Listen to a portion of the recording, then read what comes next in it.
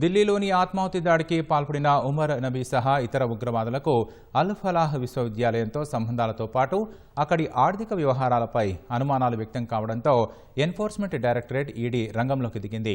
అల్ Falah varsity chairman Jawad Ahmad సిద్దికీని arrest చేసింది.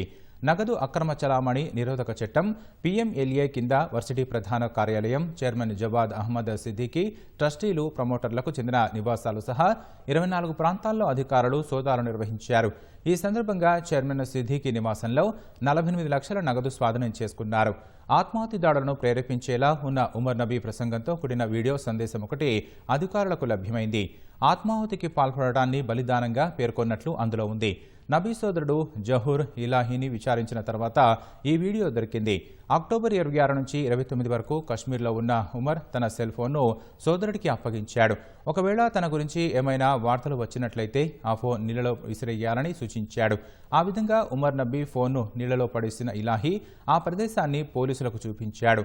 అతన్ని త్వరలో అరెస్టు చేసే అవకాశం ఉన్నట్లు తెలుస్తోంది.